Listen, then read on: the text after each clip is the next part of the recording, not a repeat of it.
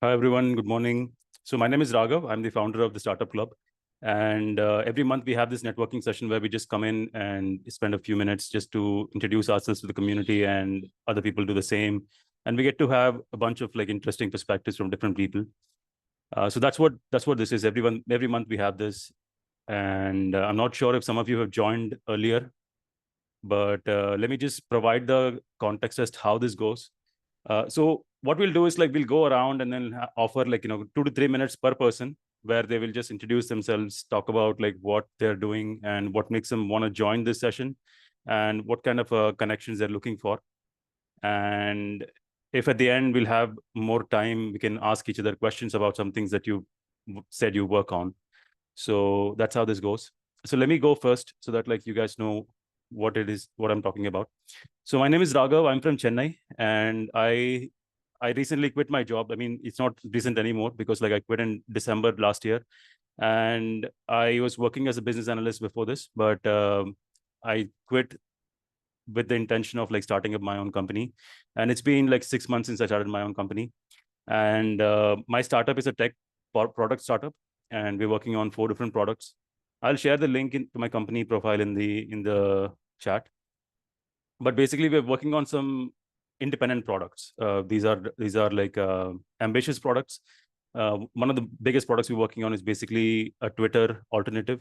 It's a social media app, but it's designed with the intention of you know preventing two major problems with social media platforms, which is fake news and echo chambers.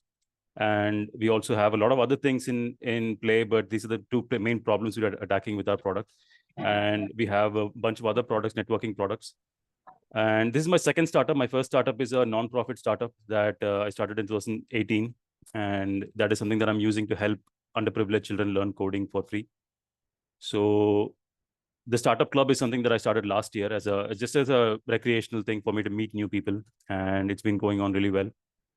Um, so so yeah, that's my introduction, and I would request anybody who wants to introduce themselves to raise their hand. Like there's a React button down below. If you click on that, there's an option to raise hand, so that way you can go next.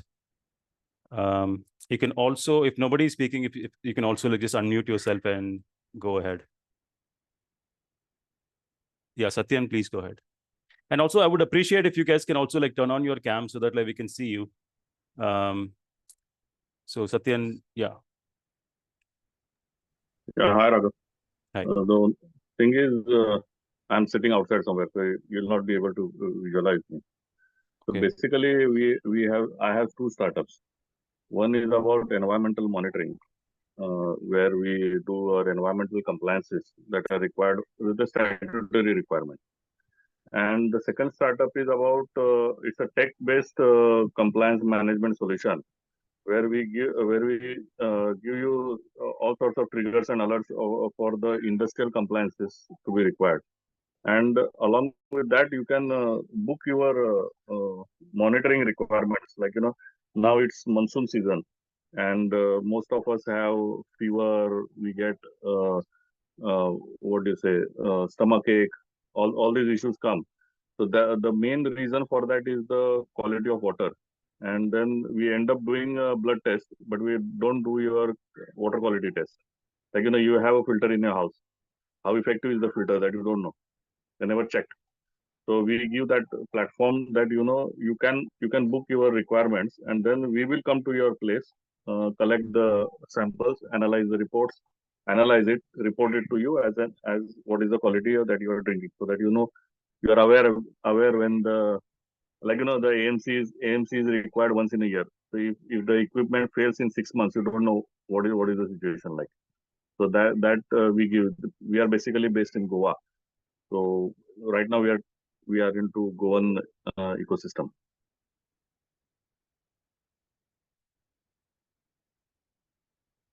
You're on mute probably. Yeah. Sorry. I think I remember you coming in one of our earlier sessions and discussing this. Yeah, So yeah, yeah. yeah. So it's just I think this is my third this one. So sure. we Yeah. had a discussion on this. Yeah, and I think I remember like I had a bunch of questions to you last time as well.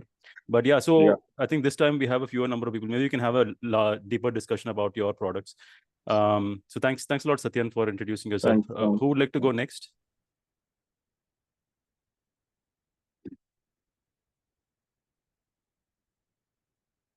So guys, whoever would like to go next, you just like unmute yourself and then introduce yourself. Tell us like where, who are you and where you're from and what does your company do and all that stuff. Hi, Hey Kalpana. Raghav, and hello everyone. This is Kalpana here. I am based out of Bangalore, and this is my first time attending this kind of meeting online. I really don't know how it will help, but thought to let me try this one. So just pardon me if I'm not following anything. No, it's fine. But let me start with my introduction. And I have worked with multiple MNCs like Oracle, Amazon, and worked as a freelancer with US companies. And after that, I thought, let me start with my own company that is in software development. So we have started with consulting services. And as of now, it's 4 year. We are in the market. And initial 3 years, we have started with consulting. And from last year, we thought to get into the product development. So we are still having the consulting part just to make sure we have a proper revenue. And the other streamline we have started in product development. The current product which we are working is AI-based learning management system, where we have a teacher module and a student module, and teachers can create their own content based upon the AI, and they can put their workbook exercises for the student. It's all kind of learning management system. So this is something which we are working, and we are going to launch this in DIDEC event. I'm not sure if everyone is aware of, but that is going to happen in Delhi. So it is kind of prerequisites meeting I'm trying to attend. So I understand the market, how to launch these kind of products, what kind of collaboration do I need. So that is why I joined this meeting. Raghav. Okay. Thanks a lot, Kalpana. Can you tell us more about that event that you mentioned? What was that called? It is DIDAC. DIDAC. It is DIDAC. Last year it Okay. happened in Bangalore, and this time it is in Delhi. We are planning to join more like a GITEX event in Dubai to showcase our products. So what we Okay. understand, these kind of meetings will help us to showcase the products. Might be not just we will have our sales person and marketing team. So Okay. just for networking purpose and those things. I'm just looking. We are new in the market in product development. Okay. Actually, the interesting thing is that my nonprofit is also a learning management system. We do this, like I said, like we teach underprivileged children computer coding for free, and we are expanding as well. And this is the first time I'm hearing about this DIDAC event. It might be useful for me as well. And also, did you say that your product is already launched, or is it still in the development? It's a soft launch kind of. So we are already meeting with the clients and we are getting the feedback, what they are looking for. Like we were not having online meeting in that. So they have suggested we should have online meeting. So in phases, we are adding those features, but yes, product is ready to sell. Yeah. Maybe if you could like, leave details about this in the Telegram group. I think that would like, help build some connections. There may be some people, I've met people in the networking sessions where they come in and say that they're actually interested in working with a educational startup, but because that is a passionate thing for them. So it might be helpful for you to find connections if you post it in the Telegram channel. And I will share a link in the chat for our official website, which will contain the links for everything. Okay. So Sure. That will be helpful. Yeah. So this is for everybody. You can go here and then you can access our Telegram channel. So if you post your requirements there, right, people, there are like 700 people in that channel. So you can actually get some really good contacts if you post there. Yeah. So thanks a lot, Kalpana, for sharing. Thank you, Raghav. Thank you, everyone. Okay. Who would like to go next?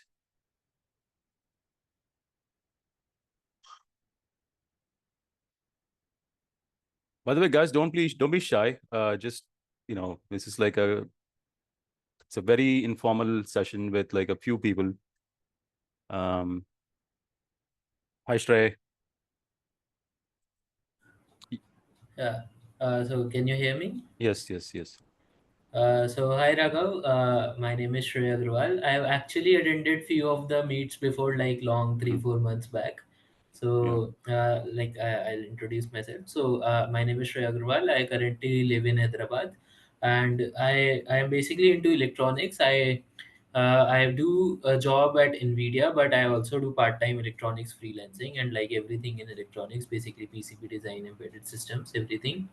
So yeah, for the purpose of my meet is like just meet some other fellows who are working in different industries, and if anybody is like interested in collaborating in electronics, I'm open for that. That's it. Yeah. Okay. Nice, Ray. Actually, I do have an interesting project for electronics. Maybe can you send me a message on Telegram? We can have a call about that. Shrey, or also maybe you can just leave your LinkedIn in the chat. And Yeah, sure. I'll leave my LinkedIn in the chat. yeah, thanks, Ray. All right, who would like to go next?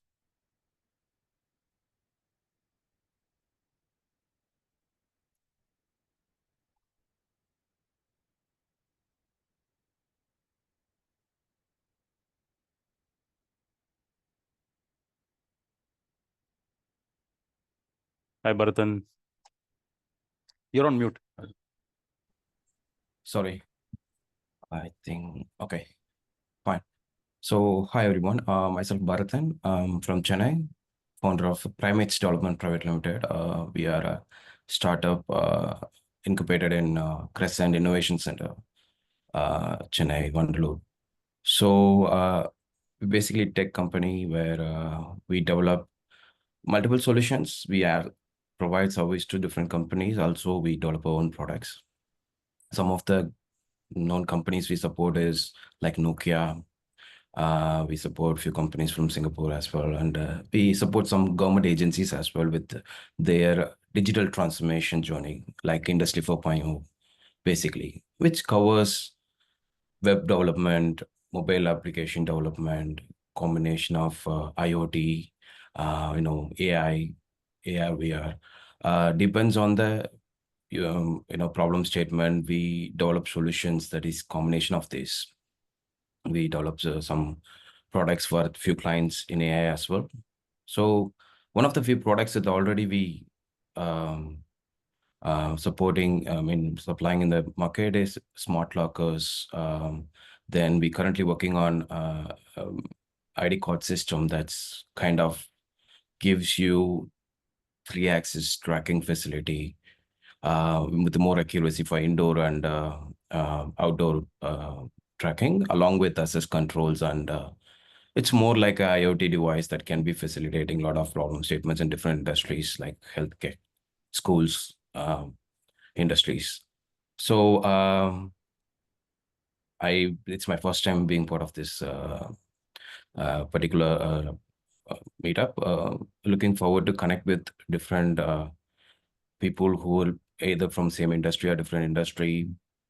If it's something we can work out on any particular companies, either be startup or any different company want to, cater new technologies to transform into something better, we'll be ready to associate with them. Okay.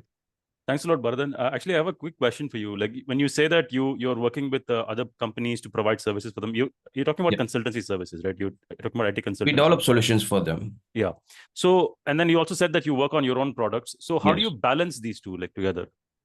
So far we bootstrapped and never went to investor, and that's how I manage. So when you feel like, you're not ready for investor yet, as in like you feel that insecurity, like, you might lose the freedom that you have if you bring in the investor. Yes. Before you want to explore everything, right? Yeah. So in that case, to keep it simple is to do the things that you love, and make money from it, which will help you to make the things that you love. So that's how I'm balancing it. It's not easy thing. It's back and forth because we always get that gap between your payroll time and we have a decent size of team, so there's always this gap between your payment date from your clients and your payment date to the payroll. There's always that challenge there, but things are getting better. Like the more the products we done, getting exposure outside, we kind of able to get a good traction, and hopefully things will get better. Okay. And I mean, I actually want to have a detailed conversation about this, because this is something that I see a lot of people do in India, like where they have their own consultancy service. I mean, Right. their intention is to build a product, but they want to float their operations, right? Like they want to fund their operations. So they do this. And I personally feel like it kind of like prolongs your product development. I mean, it's a way to do it. The road is really clear. It just needs a little patience and to hustle for a while. It takes a longer time, but also like I've also seen people back off from taking like a lot of risk. It's a risk averse approach, I would say, because like there is a security inbuilt in it. But I've seen people like, because the immediate risk is that losing out on the client's requirements, because those are your immediate customers, right? They're not the products, the actual product you're building, their customers are, you can actually like, put it away for a while. So I keep saying that people make risk decisions that compromise on the product development because they want to prioritize their clients' requirements. So I want to hear your thoughts on this. Like, what do you think? Yeah, but it also helpful, because it's not like you come out of a dream with a clear product that's going to hit the market and make a change. You learn from the market what the market really want and how you learn it. Those are the people we already doing a project for. We like, if I want to understand, one of the first software we developed is for a dental laboratory. Dental laboratory, what happens is, everyone focus on dental industry as in dentist side, right? The dental laboratory is the one that it connects a lot of different dentists together. They all go to the dental laboratory to make that prosthetics, right? And it goes into a lot of metrics, like all the teeth have different parameters and all together. They wanted to have a complete digital system for it, right? There is no way in the world that you can think it as a product if you're not from the same industry. Yes. Now, me, just being a service provider, they open the door for me to just learn everything about what they're doing in the dental laboratory today. Then I created a product. That's one of my product. Let's talk about Nokia. So we do several solutions for Nokia or Ragam factory. Been doing, and through that, the company that connected us got even a global vendorship with them. Now what happens? They let us in, and they let us explore every problems they have and come up with a solution for it. It will not happen if you just stand outside, just as a product company, create the product and trying to market it as a product. When we being a service provider, it gives us the option to fine tune and get a better clarity on what could be your final product that will hit really hit the actual market. So it's for me like that. Most of the products I develop, it was not something that I bring from my thoughts. It was actually the requirement of the clients and the requirement from the people I work with, the problems they faced, and we club them into a product. So it gives two benefits. Yeah, it gives you exposure and then some learning as well. Yeah. I can get a better understanding on what they really want. Sure. All right. Thanks a lot, Bharathan. Thank you. Who would like to go next? I see few people who haven't gone. Dr. Mohammed, Jayan, and Sarah. If you could take just a couple of minutes to like introduce yourself and tell us like what you're offering or what your product is and what kind of people you're trying to connect with, that will be helpful.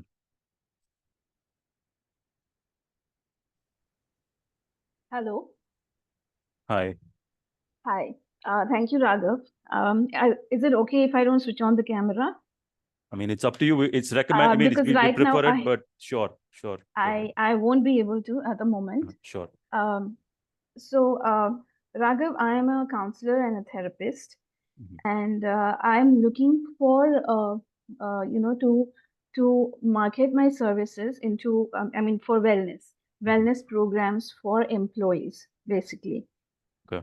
So I want to connect with like-minded people who may want my services. So these wellness programs are not just about meditation, and but these are about giving some tools to people where they can use it for themselves, like something like NLP, the basics of NLP, that is neuro-linguistic programming. Then there is also something called as social panorama. There is art that I want to include in my programs. That is, it can be a painting. painting mandalas or karaoke's. Okay, because expressions, because I believe through my therapy, I believe that through expressions one can heal themselves significantly. And also for the people who are not comfortable to get into any kind of counseling or talk therapy or things like that. So designing this workshop, and I mean, firstly, I have my workshop, but I'm looking to collaborate with people, with like-minded people. So that's where I come from. And this is like, right now, of course, I'm working out of my home, and I take my clients also from my home, but this is my way forward. So that's why I'm here. I want to collaborate for conducting, my workshops at the corporates, or even if it is an apartment complex, whatever, but that requires a group of people to attend. Okay, Sarah, where are you based in? I'm based in Bangalore. Bangalore. And how long have you been doing this? 6 years. I mean, I'm into wellness since 6 years. I have a creative head, experience of 10 years, which I left post my daughter's bone marrow treatment for leukemia, which was in 2015. And that's why my journey changed towards this. Like, I learned the healing practices like Reiki, and then NLP and all kind of things which were helpful, because my daughter's recovery itself was very miraculous. So that's why all the things that came my way was again miraculous. All such of things. Until then, I didn't even know what is law of attraction until 2015, and that's when the doors into these mystical world of subconscious and law of attraction and all of that opened. I got to know. Okay. And since then, since 2018, after I learned NLP and so many other stuff, I started practicing after that. Okay. How would people reach out to you? Can you do you have a website or something like that you can, if you can put that in the chat, that would be helpful. Sure. I have I have a blog site, which is iamawitbuddha.com. Okay. Witbuddha.com. There you go. That's my website. Okay. All right. So I haven't put this wellness program yet on my website. I'm just marketing my services as a counselor and a therapist. And yes, I'm just thinking what to do. And I saw this opportunity. I wasn't even planning to join this, but I just happened, to see the link and all of that. Link to this meet, and I just joined. And I'm still contemplating how do I put this, what kind of information do I need to add it on my website so that I get customers. Because frankly, I'm just adding data to my website. I'm adding blogs to my website for the therapy and the art and the self-help tips, whatever I come across and whatever I truly believe in, and not just putting it there. So whatever is there, I'm truly practicing them, and I know that they are really a great way to make shifts in the minds of the people. Okay. Yes. Thanks a lot, Sarah. I think I saw your message yesterday or something. I think you posted something about your service that you're offering. Actually, I would love to connect with you to see if there is a way to connect you with some of your potential clients, or also, I want to know more about these things that you're talking about, the NLP thing and art therapy and all that. So I would love to connect with you.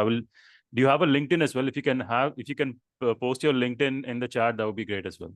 Sure, I'm doing it right away. And Sure. Thank you for that, Raghav. If you can, if I can get a way forward, we can collaborate. I don't know how. I'm relatively new to all of this, and yes, I would appreciate an opportunity like this.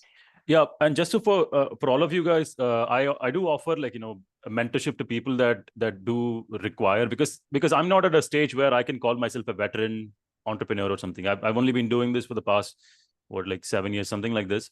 So I do offer help to people that that can use my help, and it's completely for free. Like for me, it's just like a pleasure of helping other people. So if anybody wants to get in touch with me to see like how you're in a very early stage and you want to like do something, I'm happy to have conversations. You can reach out to me on LinkedIn. I'll also share my LinkedIn in the chat. Yeah, so this is something that I just wanted to mention. I love helping people, which is why I'm running this community. Actually, I want more people to find each other and have some kind of catalyst, because like a lot of people struggling for too long on problems that they shouldn't be struggling so much on. You're right. I've been so- struggling a lot, and I don't know, and probably that's why I'm here as you have spoken Mhm. about this. So yes, I'll be just looking forward to have a further discussion with you. Sure, yeah. That's about it. All Thank right. you, Thank Raghav. you, I'm posting Sarah. my LinkedIn over here. Yeah, I've also posted my LinkedIn. Thanks, Sarah. Thank you. All right, who would like to go next? I think JN and Dr. Muhammad, you guys are only ones left.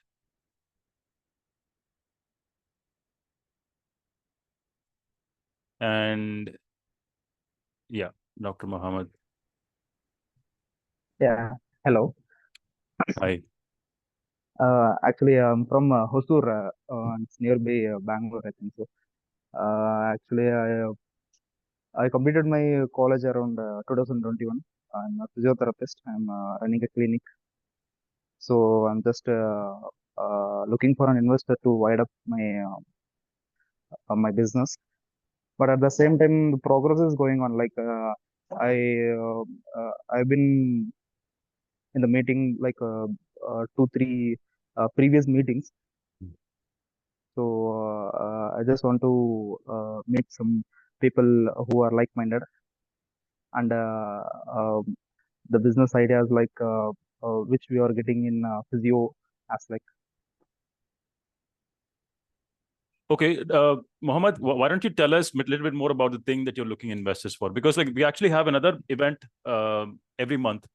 We call this the startup pitch workshop, where we have an investor on board that comes in and he reviews your product pitch, and then he gives you some tips for how to actually approach investors. So we do this every month, and I'm actually looking for somebody to take this spot for the next month. And if any of you are interested to sign up for the startup pitch workshop, please go to the official website, thestartupclub.info. I'm again posting the link in the chat. Go here, and then you'll find a link to register for the startup pitch workshop. So click on that, fill out that form, and I'll reach out to you. And based on what stage your product is in, we'll schedule an event with the investor so that like you can benefit from that. Okay. So yeah. And also, I do want to hear from you right now. It's like, what is your product and what stage is it in? No, actually, right now I'm running a clinic, but I have a different what to say, like I have a different type of upgraded version of a physiotherapy service that I should start from a new. So that I have to start start from a ground, like pitch desk and field work, everything I have to do. But in between, I have to meet people like you and guys, which I want to see what are the things that going on for my knowledge. That's why that's the purpose I came here. So your product is not launched? No, not yet. Okay. Okay. See, well, one thing that I want to give as a general piece of advice for anybody looking for investors is that, see, what I've realized is that going for investors is actually a compromise. Money is it's really easy to get money. Okay. If you have a decent enough product, if you have like some kind of innovation in your product, it is really easy to get money. But obviously, there is a trade-off in terms of equity exchange, and how much control you have over your company is something in question, depending on what kind of an investor you're going for. So it's a lot of people. I see a lot of people like they seem to believe that if you have a startup, you have to have an investor, otherwise you cannot make it.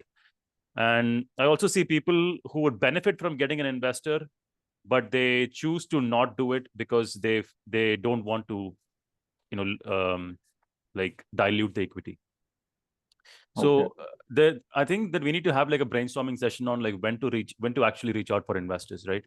I would say that, see, if you have a product, and if you've launched it, and if you manage to get some customers, if you have some kind of a market validation from the direct customers, then you see a clear path ahead for like, okay, if I keep doing this, I'm going to get more money, and I'm going to reach success, but I don't have the money to invest in all the things that I have to do to get to that expansion or scaling up. I think that's a sweet spot when you can actually approach an investor and you can actually like vet the investors properly. I feel like a lot of people approach investors like it's a job interview. It's not. It's more of a collaboration, right? It's not something that they're giving you money and that's it. They're giving you money and you're giving them something even more valuable than that money they're giving you. So it's really important to vet your investors, because I've seen some companies fail because they've got into partnerships with like investors who are not really good for them. They end up like trying to control too much. They're not aligned in terms of vision of the product, and they end up like creating conflict and pushing it to the ground, or like end up making the founders leave or something like that. So it's really important that you do proper analysis, proper background research on your investors, and like also like make sure that you have a legal firm at hand who can negotiate the terms of the deal, because you may not know all the legalities of things. So I think we should have a brainstorming session on this. So we also have a brainstorming sessions every month on different topics. And I think maybe upcoming month, we'll have a discussion on this. So I'll set that up. So thanks a lot, Mohammed, for coming in. I think, Jayan, you're the only one left. And Kaustubh, yeah. You guys can also introduce yourself.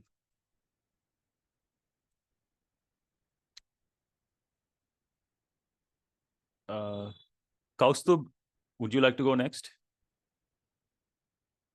Just unmute yourself and then introduce yourself. Tell us where you're from and what makes you want to join this call and what is it that you do.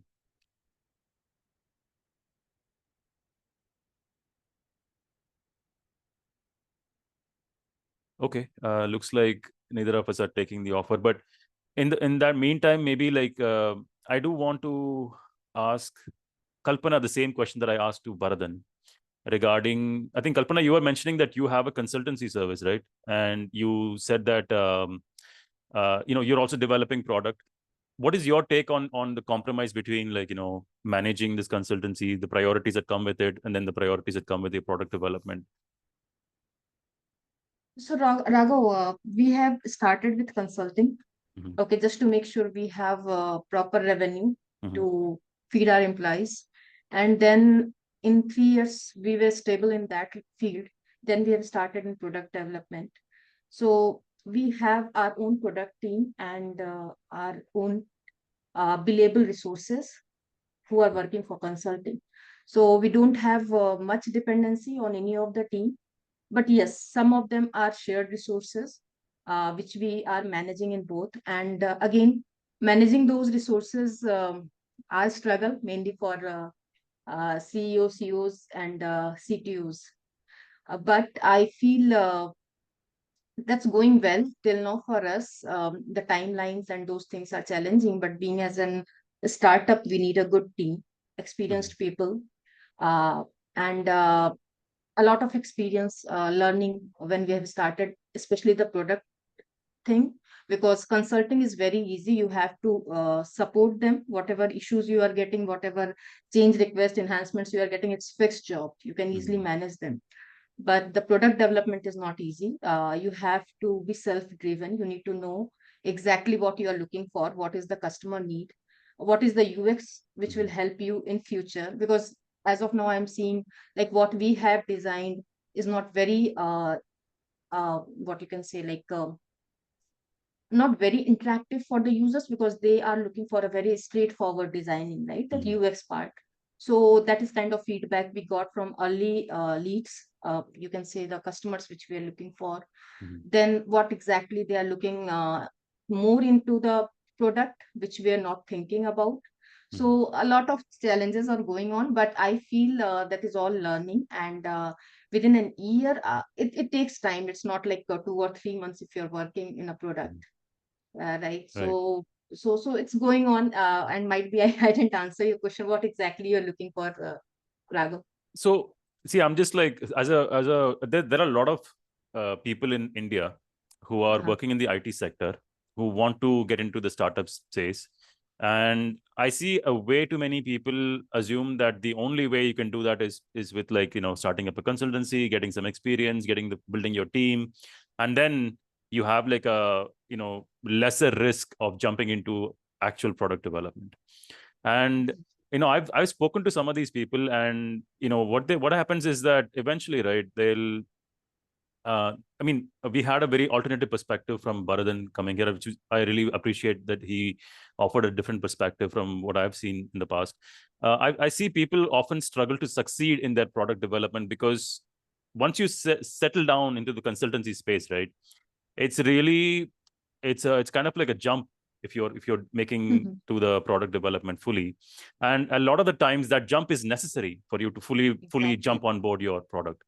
And so if you spent like 3 years already working on your consultancy team and everything, that you have is now an emotional attachment with this achievement you've done, right?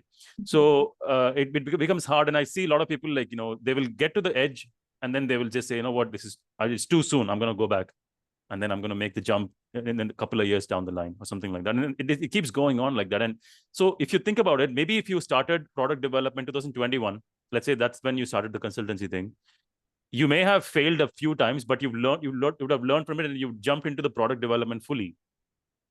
But because of this risk-averse approach, now you are very behind in your product development. That is the compromise that I see in terms of people doing this approach. It's a psychological battle, right? When do you take the risk? When do you take the jump?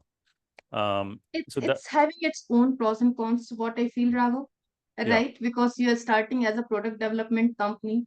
Might be you will not be successful. You cannot feed 10 people by your own, right? Yeah. So I feel at least for an year or two, you should have somewhere proper revenue. So you are stable to make sure, like if you are starting any product, you can run it at least for 6 months, 7 months. Idea is another thing and execution is different. Idea, we have a lot of ideas, but for execution, you need people. You need those kind of self-motivated people, and self-motivation comes from money also. It's not like just today everyone needs, right? So and you cannot make a product with having few freshers. You need experienced people, and whenever you are hiring experienced people, you need money. In fact, they have to feed their family, so you cannot compromise. And what I feel, yes, if you are bootstrap and you are planning to be independent, not going on funding and all, you should have something 1 year at least in consulting, so you have proper revenue. It's not like you have to shut it down when you burnt all your money. So that is what I am thinking, but my perspective can be wrong, because for 2 or 3 years I think I got something to invest in marketing, sales. I have my own sales team, I have my own marketing team, content writer, HR. Those all are non-billable resources. If you have to run a firm, 40 people, 50 people, you should have that kind of backup. You cannot, so that is my perspective. But yes, might be we could have started 2 years back, and we may be behind in the market. But what I feel, building a product, execution, and finding those kind of people who own the product when you're executing. This is my company, so I am fully dedicated. But to get those kind of people who are with you in execution, that is something challenging. Even after 3 years, even after giving so much money, what I feel, we need those kind of people. Right. And that is something you need money to make sure that they are happy. That makes sense. And I think it also depends on like where you're starting from, right? If you already have like yourself who is technically proficient at execution, and also somebody else as a co-founder or as a core team that you have that you you can trust, and it doesn't take a lot. Actually, for example, if you take a product like Telegram, right? The total team size is 15. They have like external contractors, but the full-time members who are working in the product is 15 members. And that's how like majority of the tech products are. Like they are a very small team, and they're just like terminal experts in that whatever domain that they're in. So it actually, I've seen a lot of people, even I've met with some like Y Combinator graduate alumni, right? A Y Combinator gives you like $500,000 for about 7% stake in the company, right? And what they do is like these people with the $500,000 in their bank right now, they can hire as many people as they want. But what they instead do is like they hire an extremely small number of team, like it's like less than 5, let's say, and then they will just keep that money as a reserve, so that like they can invest in infrastructure and all those other things that they have to incentivize for the first few years, right? So that's how they do these things, and I've seen a lot of people try to have a very, very small team and do that as well. So I think it kind of depends on where you're starting from. If you don't want your IP to get stolen also, that's another factor that people think about in terms of like making sure that it's a very small number of people, right? If you have too many people, it could lead to an IP exposure, right? And somebody could easily try to replicate your product if they think that it's easy enough to do it. So it's a kind of complex topic. I'm looking forward to having that discussion in the brainstorming session next time, like to see like, maybe this is also another thing that I want to see, because like it's related to funding. If you're talking about going to invest, it's also like, if you can avoid that by doing this consultancy thing. But again, there are risks and pros and cons, like you said. I think it depends on who you are and where you're starting from. And how is your backup, especially? So you can, how many days you can sustain without, might be few people goes with investors. Yeah. Yeah. But again, that is, you will lose your independency, like however you want to do in your product, you can't do much. Yeah, I'll share a little bit of personal perspective on this as well, because like, the reason I'm interested in this is because like I said, I quit my job in December last year to start my own company, and it's been 6 months, and I have a team of like 90 people in my team, who are I do have a certain runway that I had from my savings, and I have some friends and family who are investing, and I expressly chose not to go with the consultancy route, because I do not want to delay my actual product development. Because the whole reason why I jumped from like having a highly paid employment in the IT space to doing this was because I wanted to have autonomy, and I wanted to have my own vision being translated into a product, because I have a lot of ideas, and I'm also like proficient at execution. If I could do it myself, I could also do it, but I prefer to like have a team in place so that I can focus on the business side of things, and they can take care of the technical side of things. So that's why I've done it all like this. And the thing is that I don't know for sure if it's going to succeed or not. It's too soon to say, but I do believe that I made the right choice, because like now I have shorter launch window, right? We're working on launching the products in the next couple of months, 3 months, and we have in-house teams for everything, from the UX to the marketing to development and DevOps and everything. And I think that I feel like a lot of people are risk averse, in which is the reason why they are doing that. But I also agree with the points that Bharathan brought up, and you also brought up, because it does take some time to build the team, and also you do learn a lot when you're working with global clients and large clients. And so yeah, it's kind of like it depends on your use case, I would say. And Raghav, how is your experience in developing the project in product in execution? Like I'm feeling like finding a lot of challenges in execution. Like people are not owning, because it's kind of they are working as an employee, right? So are you also facing those kind of challenges when you are developing the product, where you are you have to handle the sentiments of the employees? They are fighting with each other. UX is fighting with product developer or something, and you have to go ahead and sort it out. No one is owning that product, and it's just the company owner is responsible, product owner is responsible. Yeah, I guess like, see, this is the reason that I actually quit the IT space, because like when you're working in a large company or anything, right, there is no ownership. You're just there for the high package or whatever. Right. And there is no personal engagement in that role. And it's one of the reasons why I think that IT profession is like you get burnt out very quickly, because like you're putting all your mental energy onto something in a very focused manner that you don't really have a personal attachment for. And I think that is the space where you as a leader, it's actually easier to do it in a product development company rather than a consultancy, because the consultancy is purely commercial. There is no there is no personal engagement there. But with me, and you can easily replace people in consulting, but in product development you cannot.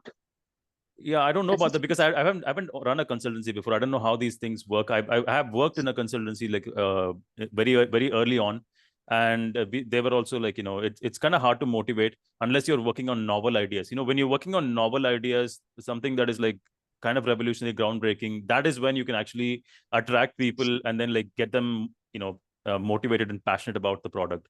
And I mean, I told you, right, that I have like 90 people working in the company, and I've been able to like personally influence them. Like whenever I hire people, I have the earliest interactions. I'm assessing the person, not the skills or whatever. The skills, I even like allow people who don't have sufficient skills to come on the board if they have the sufficient passion, if they've demonstrated a certain level of personal integrity and talent. Like just communication, just talking to a bunch of people in a few minutes, you can understand what their caliber is, what their motivations are. And so I would say that start from the hiring process. Like, you have to like eliminate the chaff before you actually let them into the team. And we also have a strong probation period where we make sure that they are reliable for a month or 2 months or something like this, so that then we'll start with the actual Yeah. letting them into the product Yeah, development. that is even my learning in last 6 months, right? Yeah.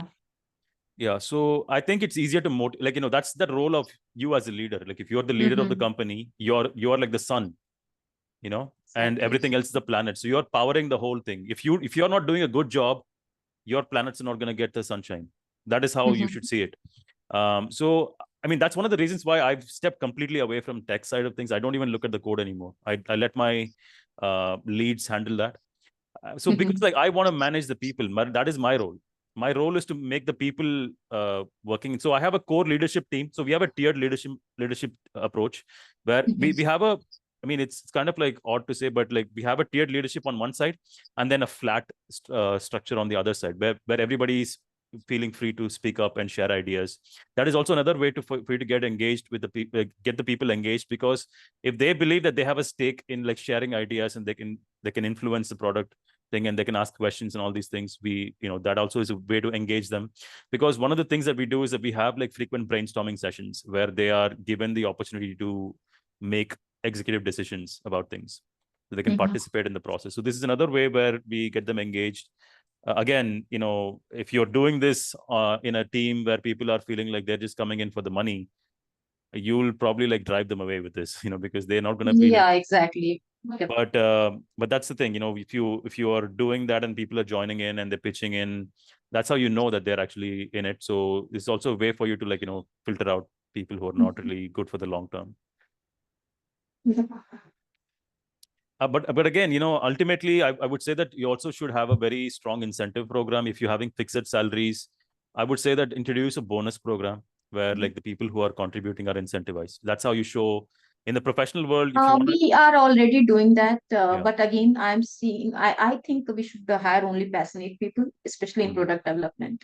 Money is something else, like that is fine, everyone needs money, but those passion about the product is something we need in the people who are working for product development. Yeah, and I would also recommend you compromise on the skill set a little bit, because like younger people are often more passionate. If you hire people in the 20s, right? I've seen that they may not have the right experience. You may also be able to hire them at a lower price, but they're coming in eager to learn, and that also induces passion. So that was the other thing that I would say. And maybe Baradan, you can also like offer your inputs from whatever experience you've had in the past, or somebody else, right? Yeah, I completely agree with the last point you said. That's what I follow, because once someone is settled with whatever they know, feeling like, no, I'm content with the skills I have gathered through my experience, it is very difficult to mold them into something else that we want them to be. Yeah. Whereas when it is young talents, they might not be having all the ticks that you're looking for, but they'll be ready to reach that point as early as possible, as long as we support them. So that is how I'm fueling my developments, because as I told you, we juggle between these developments for our company as well as development for the companies. In that case, I wouldn't say that I can hold them with me forever if they want to grow further, go into, because when they come to us, the exposure and everything is very less. But by working in different projects, pretty much innovative projects, they gain that experience, they want to cash it and they want to go out, and I don't hold them, let them go, because Yeah. I can always create that kind of people in my company. It's helpful. No, actually, I would recommend. Actually, I tell all my people that you should not stay in a company for more than 2 years. Yes. In the IT space. It's Yeah. because see, you need to make sure that you're creating an environment where there is mutual benefit. Correct. Once it's like this, right? One person is getting more and then the other person is getting less. It's not a sustainable relationship. Correct. No matter where it is, whether it's a professional thing or even a personal relationship, right? You have to make sure that there is status quo.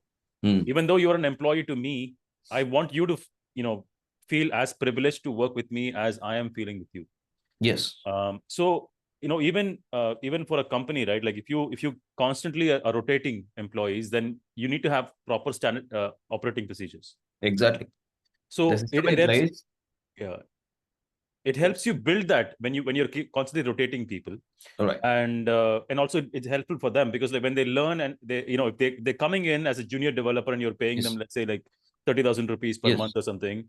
If they leave in the next year after learning a lot, it depends on how fast they progress. If they take 2 years to learn everything and master everything, or versus 1 year, it doesn't matter what time they leave. If they leave, right, when they have that experience on the resume, it's a boost for them to get a higher paying job. They're really good high. Yeah.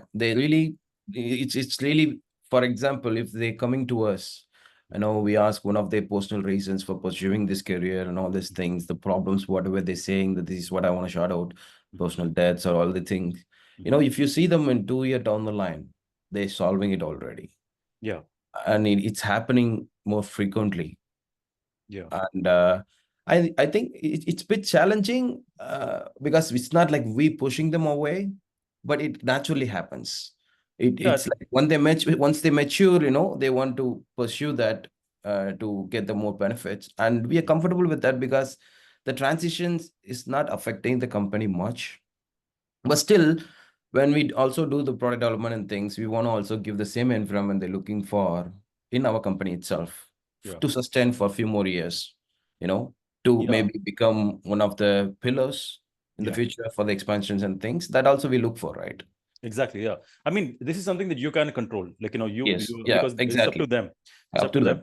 And, general advice. So Kalpana, this is what you were asking earlier as well. Like, how do you keep them motivated, right? So the way I look at it, right, I see, I see myself as like a parent, like your employees are like your children, and you need to look out for their best interest. I mean, it's kind of like I don't know how, maybe it's a controversial statement or it's a very sentimental thing or whatever, but you have to take care of your employees. You have to take care of your team from a holistic perspective, personally, professionally, emotionally, mentally. And the reason why I say this is because like all of these factors affect their performance. As a business person, purely like, you're looking at just their output, but there are many other factors that contribute that output, right? And that's one of the reasons why I make sure that I personally understand what the situation is they're coming in from, and I make a decision on whether to let them in or not, depending on whether I see the benefit in them for them. Only when you see their side of things and you realize that they have actually an incentive to be an active contributing factor to our team, that's when you can feel safe about them. And from a personal perspective, I feel like if you care about somebody, they feel it and they also care back, so reciprocate. It's a purely reciprocation, right? So I am with you, Raghav, on that. Yes, I we are doing actually, and initially it was very frequent meeting with them and all motivating. But when you are growing and you have 40 people, it's not that easy. But we are still keep trying to make sure we are meeting with them every month, 101 or in the company meeting. And I'm not saying everyone is keep coming and going for me. We have the people who are with us since 4 years also. But the ownership, what I feel, because as an owner of the company, I need to be there in the client first, just to make sure, like if new clients are coming, might be because we are again in two streamline. One is consulting and one is in product development. So if some new clients are coming, there also I need to go and make sure like I'm getting the requirement. I'm understanding what exactly is coming. Even for existing clients, I'm making sure the deliveries are on time and what exactly they are asking. is the 20 people of that project is working what they are expected to do, right? Though we have leads, managers, everything, but still you need to see like deliveries are on time. Again, in product also, you need to make sure like people are motivated, people are doing, people are synchronizing with each other and making sure what we are exactly looking to do together, that is being achieved or not. So I'm not saying it's impossible, but yes, balancing is a problem, is happening for us, like how I can get into all the things, because we cannot hire managers in all the levels who can do everything by their own. So so Kalpana, I think we should connect separately. Might be for that thing you said, like consulting, being in consulting and product, might be that should not be choice for, maybe you should start with product development only, or maybe one people should look into product development, one should be in consulting, just to make sure that both are going in parallel. Yeah. So I think we are reaching the end of the session. But I do want to like maybe connect with you separately so that I can maybe like we can discuss some ideas as to how you can actually do the thing, so that like, because I see the problem with what you're saying is basically structuring, right? Structuring of your team, and also incentivizing and making sure that you're delegating the right things to the right people, and you have like a proper structure, right? So maybe we can I can maybe give you some ideas. Maybe you can connect on this. So maybe just send a message on LinkedIn and we can connect. I have my LinkedIn in the chat, and sure, we can talk about the Can I share my 2 cents on the whole conversation that you and Kalpana had? Yeah. Now I'm coming from the therapeutic perspective over here, and recently I had a stress management workshop with a company. There are around 40 people. Now the stress management workshop was for them. Ironically, they work up till Saturday full time, and the company gives them a 1-hour stress management workshop. I mean, what are you trying to achieve over here? Just get them, to work little lesser, and that will be enough to de-stress them, right? And also in my trainings and all of that, what I had seen was that when I asked my trainees, and these are the freshers, I conduct freelance soft skills training as well. So there, when I mean, in their introductory speeches and all that, obviously they do not know so much, but this is what they told me when I told them that, do you think incentivizing with the bonuses is the only way an employee will stick around with the company? So what they would say that, no, ma'am, it's not just the money that I would like to stick around. I would also see that what is the work culture over there. Yeah. So, that would answer, I mean, I hope, that sends some message, that if at all we are looking for employee, retain the employees and all that, what you said, Raghav, I very much agree that, looking from their perspective, their well-being is of utmost, it should be of utmost concern. And in my perspective, from the therapeutic perspective and the expression, that kind of services that I'm willing to give, that and in that workshop also I found out that nobody was pursuing their hobbies, because when I asked them that why aren't you doing it, some people wanted to pursue sports. A woman over there she said she was very passionate about crochet, which she was not doing at all, and I told her, why aren't you doing it? And she said that I don't have time, I'm working all the time, and on Sundays it's normally like I want to sleep, and one day is not enough for me to de-stress completely and go and do the things that I want to do. Yeah. So in general, they're very much stressed. And if at all, of course, other than the package, if they're getting a better work environment, which everybody is seeking, I think on the planet, a better work environment. So if anybody provides that, then definitely, the gravitation would be more towards that company, or, yeah. Yeah. Yeah, I think everybody would agree with what you just said. Thanks a lot for Sarah. I think we've reached the end of the session. Thanks a lot for everybody for joining. Please do, check out our meetup to see some of the other things that we are doing. And if you are an early stage startup, please do consider like signing up for the startup pitch workshop. We do this like every month. I mean, this is not something that you will get the opportunity for anywhere. because like finding like VC level investors to talk to and give your personal feedback is not something, common. And we do this for free. It's for free for you, free for everybody here. So please make sure to use the opportunities. Go to our official website to check out other things that we do, brainstorming sessions and pitch workshops and networking things and other things. And if you have anything that you're trying to connect with people for, please do post it in the Telegram channel. That's where most of our people are. And then you can get some contacts that way. So thanks a lot again for joining. We'll see you next time. Bye, everyone. Thank you. Thank you, Raghav. Thank you, everyone. Bye-bye. Thank you. Goodbye. Thank you. Bye bye. All right.